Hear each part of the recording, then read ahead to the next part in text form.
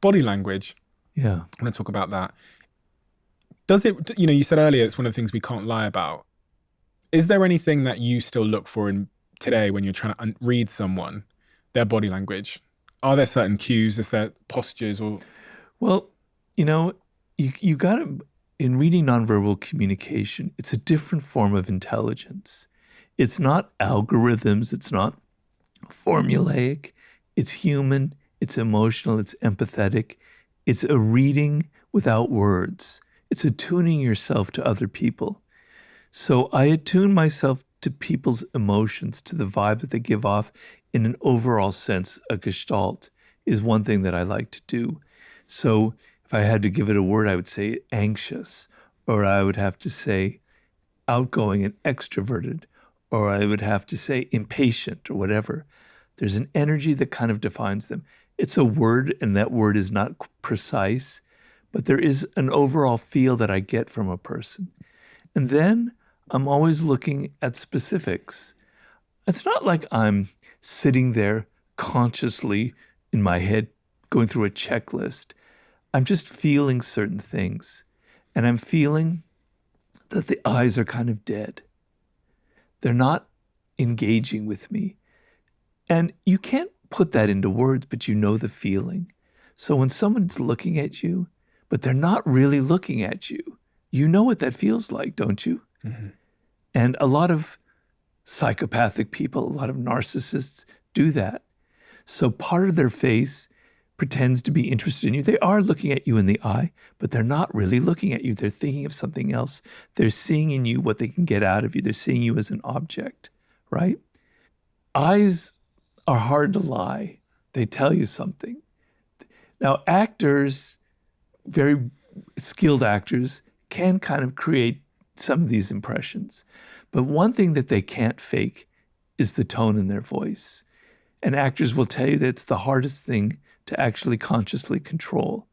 So the voice of a person tells you a lot about their confidence levels, tells you a lot about, how just about their general emotional tone, about their character, about who they are. It's very difficult to fake. And when it's hesitant, when it's like stammering, when it's not, you can kind of sense something from people's voice, and it's very hard to fake. And then the smile tells you 100 different things if you know how to read it.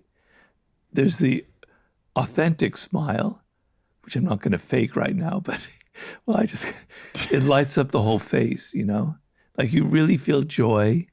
You can't fake it. Your eyes go up, your cheeks go up, everything kind of connects together, right? The fake smiles, Yeah, we've all seen the fake smile. Just when the mouth goes up and the rest of the face doesn't bother. Stephen, I really like you. You're wonderful. Most of the time, most smiles are fake, but you can kind of, when you see the genuine smile and you go, that's what caused the genuine smile, you should become aware of that. And then body language tells you a lot. Like, is somebody, when they're talking to you and you're standing up at a party, is their body kind of facing another direction while they're talking to you? Are they kind of looking out their way while they're talking to you? That means they're not really interested in you. They're not really engaged in you, right? Also, when you catch people by surprise and they don't have the time to put on a fake smile, I often tell people to do this. Like, there's somebody in your office and you don't know whether they're a snake or whether they're actually genuinely your friend. You suspect it could go either way. You kind of approach them from an angle, right? And you surprise them and you come up to them and you go, they look at you. And for a second, you detect what we call a micro expression of disdain. And then they put on the smile. That micro expression, which scientists, psychologists have studied, lasts for like less than a second, much less than a second. You have to be able to read it, but it reveals whether they actually like you or they're totally false. They can't fake it. So if you come straight on, they'll, oh, hi, Stephen, I love it, great to see you.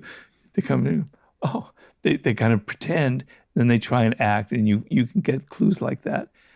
There's so many ways to read body language. It's such a fascinating subject. I could go on for hours about it.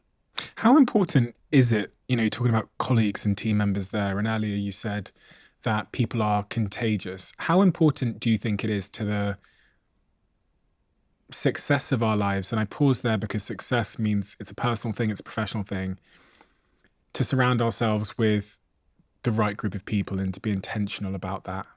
It's very important. I have a chapter in, excuse me, in the 48 Laws of Power about infection.